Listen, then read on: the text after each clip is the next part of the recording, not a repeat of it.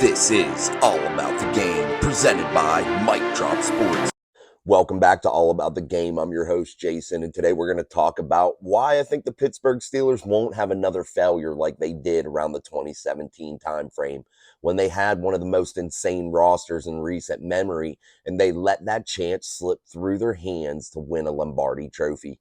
I don't think the Pittsburgh Steelers now, with Omar Khan and Mike Tomlin, after living that failure, are going to allow that to happen, even if it means getting rid of coaches, players, whoever. They won't let that failure stand in their way and repeat itself here in this season, especially with the young offense that they have, the rookie deals that they have, guys on the cheap, and they've paid their defense, and they've really built something special here in Pittsburgh.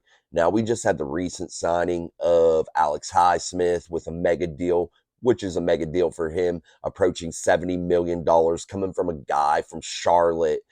Just come on, it's an unreal story. And I think the Pittsburgh Steelers really should show this story of Alex Highsmith to all the young guys and show them what you can achieve if you work hard and put in the work to get those big deals, those big contracts, and not expect anything to just be handed to you, because Alex Highsmith has worked his tail off to get what he's about to receive here with his now new deal, his new extension. So let's dive in, guys. Let's talk about the Steelers and why I think they look solid both on offense and defense. But we've heard Colin Cowherd the other day talking about the Steelers are obsessed with paying defense. Well, let's break that down. That's just the natural progression of how these contracts work. You get old on one side of the ball, get to be a veteran group on one side of the ball, while you're rebuilding and becoming young on another side of the ball. So the natural progression of things means that we're going to be paying more on one side of the ball as opposed to the other. And the natural grand scheme of how this will work is the Steelers will be in a few years, a couple years, paying more on offense than they are on defense. So what are they going to say then? Oh, the Steelers have flopped. Now they care more about offense than they care about defense. That's not the Steeler way, blah, blah, blah. It's all dumb shit, and it's just stupid. The Steelers, yes, they've spent a lot of money on defense, but they have Kenny Pickett on a rookie deal, who should be their franchise superstar quarterback, hopefully, if things pan out and work the way they should. They have a very cheap quarterback room with Mitchell Trubisky and Mason Rudolph, and those two guys are veterans in this league now, like it or not. They can play, and they can back up Kenny. So that quarterback room is solidified on the cheap. You have Najee Harris still playing on his rookie deal. Jalen Warren still on his rookie deal. Those are your starting running backs.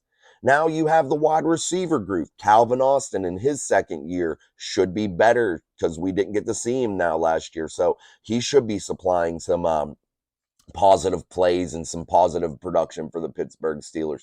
You have a superstar in George Pickens on a rookie deal. The only one you're paying in the wide receiver room right now is really, truly Deontay Johnson.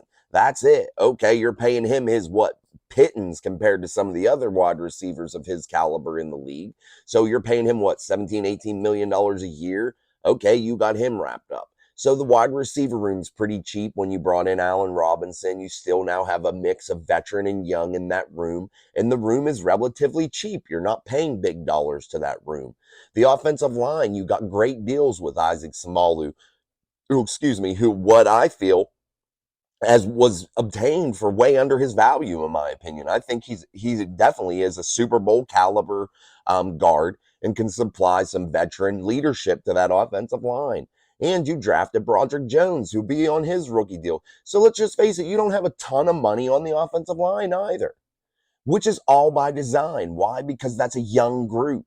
So that young group now doesn't require hundreds of millions of dollars in order to make it work, to make it go, to keep your players, which it will eventually once these guys get down the road. But now we had to pay a Minkah Fitzpatrick who's on his second deal, a TJ Watt who's on his second deal. You know, those guys that you had to pay big dollars to. Cam Hayward's still quite expensive.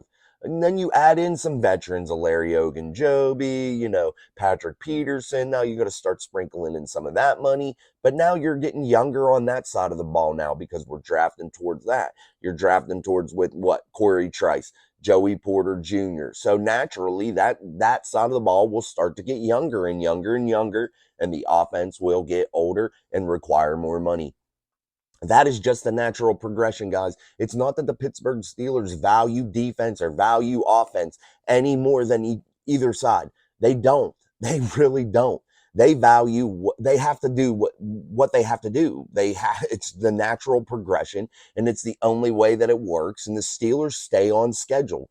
They're not like these other teams that go off schedule and pay people astronomical amounts of money, just to bring them in, and now they're so far behind on the cap space. They trade all their draft capital away.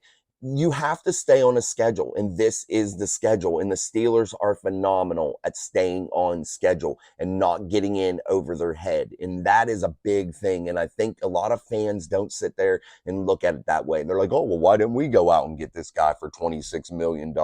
What DeAndre Hopkins just signed for 2 years, $26 million with the Titans. Why didn't we go out and get that guy?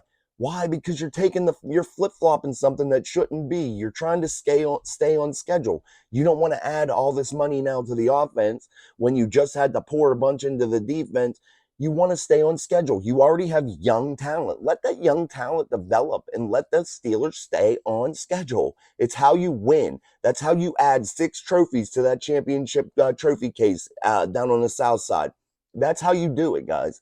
It's no secret. There's no secret sauce to it. You just have to stay on schedule, and you have to be able to remain steadfast in what you believe in and what you're trying to do. You can't waver from that, no matter what the fan base says, no matter what the national media is barking down your throat. You can't. You've got to stay where you need to be. And that's what the Pittsburgh Steelers have done. And when people call them in the media steady, they call them, secure, and the players say it's a secure franchise. That's exactly what they're talking about. They're not going to come off their plan to please anybody or anyone at all. They're not. They're just going to stay on focus, stay on point, and they're going to keep pushing forward. And that translates into wins. And yes, we haven't seen a Super Bowl in 10 plus years. There's franchises that haven't seen a Super Bowl ever. So who are we kidding? We've been very spoiled in the city of Pittsburgh with 6 world titles. Yeah, it doesn't happen very often, guys. And anyone to say, oh, God, it's been 10 years or 11 years since we won a Super Bowl. Okay, spoiled. Like, we'll get there. And you've got a great opportunity right now. And that leads me into this next topic. The Steelers are built to win now on paper. On paper, they are ready to go. And that is due to the steadfast nature the Steelers handle their business and remain on schedule. That's what they do, guys, period. And I'm going to keep saying it. That's what they do. So the Pittsburgh Steelers do have an insane roster loaded with talent. Just because they're not paying that side of the ball on offense doesn't mean that it's not totally loaded with talent, because it truly is 100% loaded up with talent. And Kenny Pickett, even if he doesn't take a huge leap in year 2, you will still know, as a Steelers fan, and the franchise will know exactly what you have in that guy, whether he is going to be the franchise guy moving forward, or if you should just start looking for somebody to be able to replace him, somebody that through the draft or some other means, because, oh, he's just going to be serviceable. Maybe we should just keep our eye out for a top shelf talent. I don't think that to be true. But you will know, Steeler fans, at the end of this year exactly what you have in Kenny Pickett and exactly what the Steelers have moving forward. And this is his shot. This is it. This is where he's going to butter his bread, make his money, So that's what we're really looking at here, guys, with the Pittsburgh Steelers. And typically the Pittsburgh Steelers, when they have a good finish, or any team in the NFL for that matter, like Kenny did, where he went 7-2 down the stretch there, really showing that he had something. 7-2, that's a pretty good record. 1 interception in those last games there. That's pretty damn good. And Kenny showed that he has something. So typically when a team goes 7-2 down the stretch, or just in general has a great ending to the season, to where they ended on a very steady, positive note, giving their team a chance on that final weekend to still be able to get into the dance, still be able to get into those playoffs. That's big, guys. And typically a team carries that over. History has proven that it does carry over into the next season, which is very positive, and Steeler fans should be very excited about that, because it should translate into this season, the 23-24 season. And I like the Steelers' chances, guys. I really do. And I know a lot of people are starting to jump onto the Steelers bandwagon. But hey, I think they're right. I think the Steelers on paper look really good. And again, guys, that is on paper. On paper. If you break down this roster, in my eyes, I feel that they are just as competitive and can win just as many games as any team in the AFC and the NFL for that matter. So even if the season doesn't start out the way that it should or the way that we all think, the Steelers are very patient and they will give Kenny time and they will give this offense just a little bit of time. But however, I will stand by my comments that I had made prior in other podcasts here. If Matt Canada is floundering week 6, week 7, and it looks bad, and it's his fault, and we can clearly identify that it's shitty play calling, the Steelers are gonna get rid of Matt Canada. He is on that tightrope walking, and his replacement, Glenn Thomas, is in the building that will finish this season. There is going to be no hesitation, guys, and you can take that to the bank. And if it happens, it happens, and you might see it happen. So the Steelers will still be patient and still do what the Steelers do, but they have plans in place, and you can see them. The writing's on the wall right now. And what's Glenn Thomas? He's a mastermind in the run game. And what would the Steelers need if they got rid of Matt Canada? Steady flow of the run. Make it like Novocaine, slow and steady, and just numb you to death, and then hopefully be able to use that play action pass. And that's all they would be able to hope for. We'll see how it works, guys. So let's talk about some of these other trades that were all through the media, or these acquisitions that were all through the media. If the Steelers are doing bad, or there ain't going to be nothing happening here.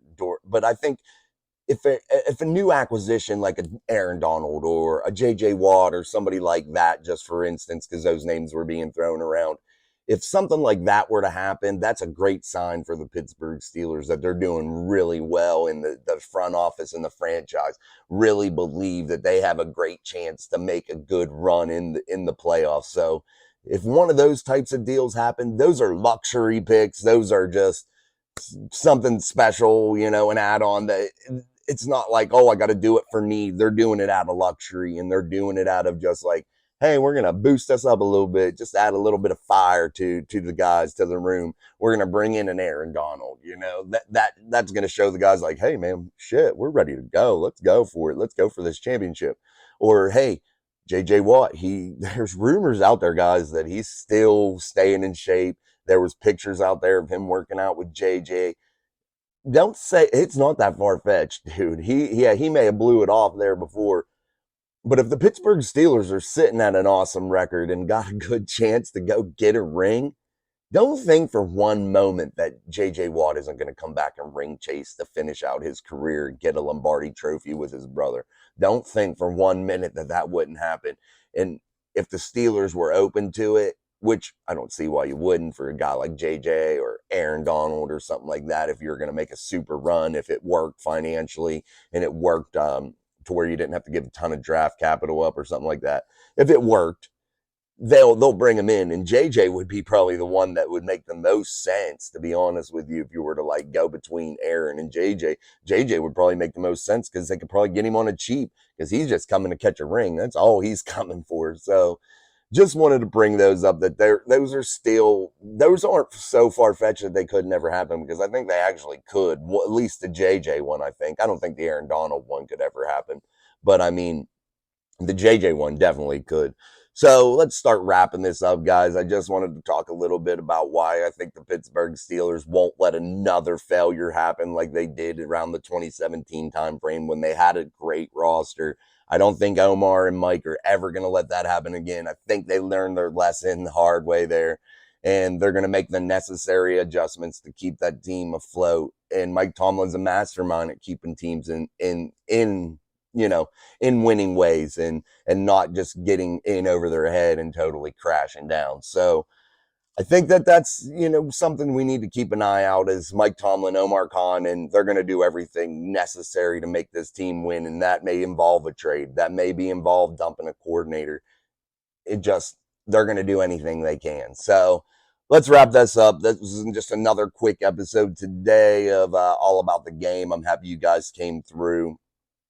We're starting to build a little bit of a booth here to where we can record our pods and all that kind of stuff and kind of have more of a condensed, more quiet type area to be able to have better audio quality and things of that nature. So it's exciting. The season's about to start, guys. So all the speculation, all the bullshit videos, all the stupid things that people come up with to talk about, um, will be going away, and there's going to be actual football to talk about, and it's going to be awesome because we're going to have good content to be able to put out to you guys.